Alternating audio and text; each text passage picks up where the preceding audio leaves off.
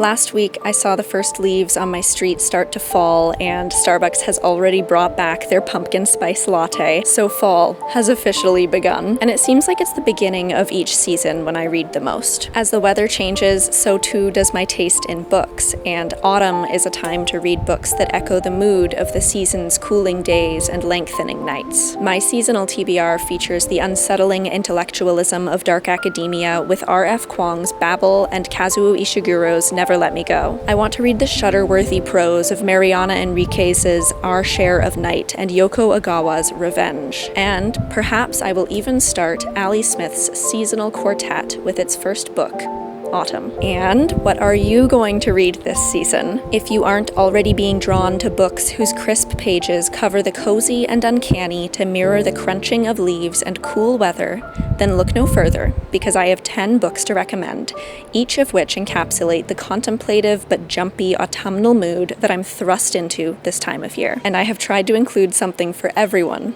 on this list.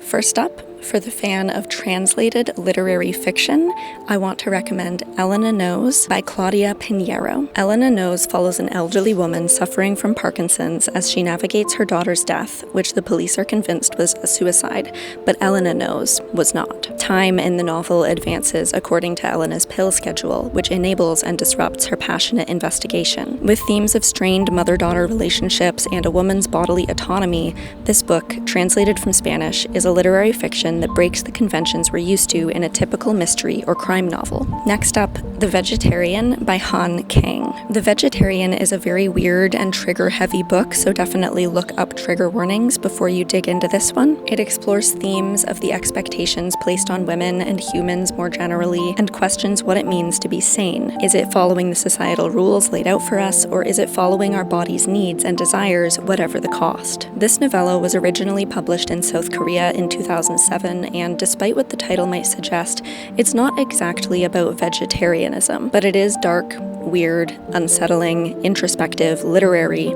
In essence, everything I want from a book this time of year. The next book I want to recommend is for the romance reader, and that is When No One Is Watching by Alyssa Cole. When No One Is Watching is set in a gentrifying neighborhood of brownstones in New York where tension undercuts every interaction. This is a psychological thriller written by a romance novelist that engages the reader in a slow reveal of the usually hidden horrors of racism in present-day America. The book is eerie and suspenseful because it is not even quite clear what the main character and her potential love interest are investigating. The thrills come closer to the end, but that's only because they require the build-up of the rest of the narrative to hit as hard as they do. My next category of recommendations is for the genre-bending speculative fiction lover, and the first of those is Foe by Ian Reid. Set in a desolate farmscape, Foe juxtaposes the mysteries found in everyday domestic life and those in the depths of space. How well do you really know your significant other? Foe asks. How well do you really know yourself? This quiet, creeping, claustrophobic sci-fi psychological thriller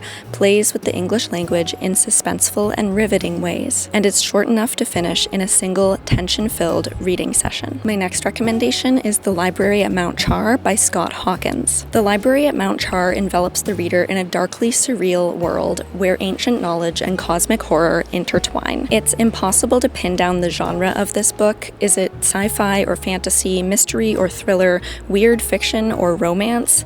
Probably it's all of the above. This is one of the most unique books that I've ever read. Next up, of course, is for the lover of dark academia, and I first want to recommend The Goldfinch by Donna Tartt. The Goldfinch carries a rich and melancholic atmosphere.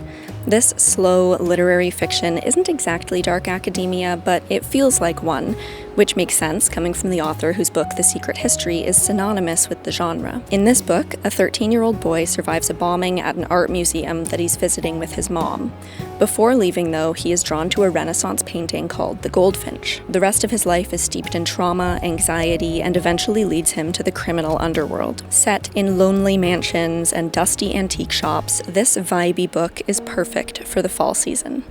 My next recommendation is one of my favorite books of all time, and that is Vita Nostra by Marina and Sergei Dyachenko.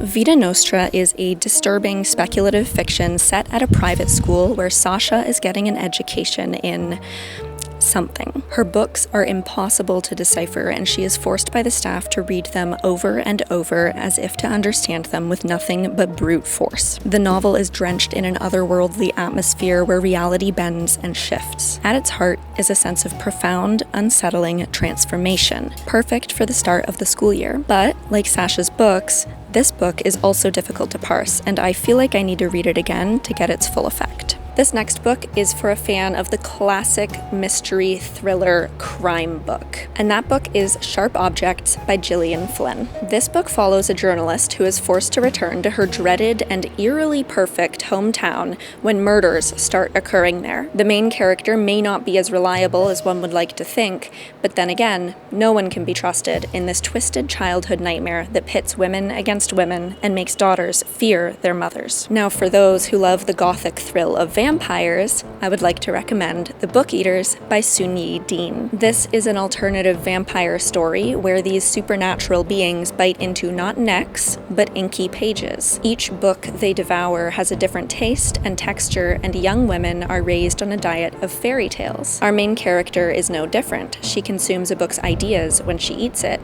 but her son is born with a more rare affinity, the consumption of human minds. How will this mother save her son from the societal stigma and raise him on a healthy diet? Read their dark and moody journey through secret crumbling passages and cobblestone streets to find out. And then my last book recommendation is for those who want to meditate on moral questions with a good dystopian, and that book is Tender as the Flesh by Agustina Bazterrica. This is another piece of translated fiction by a woman, which is my favorite genre, if that can be said to be a genre at all. And this book is set in our world with one main difference. All animal flesh is poison to humans, except, strangely, the flesh of humans themselves. This special meat is farmed and produced in the factory where our main character works. This is a chilling exploration of the morality of eating animals and features a twist so disturbing you'll be thinking about it for years to come. And those are many of my book recommendations for fall. If you're in the mood for something slightly different, let me know in the comments, because there are many books I enjoyed that didn't make it onto this list, and I would love to hear your best fall book recommendations or what you're reading this season in the comments section below.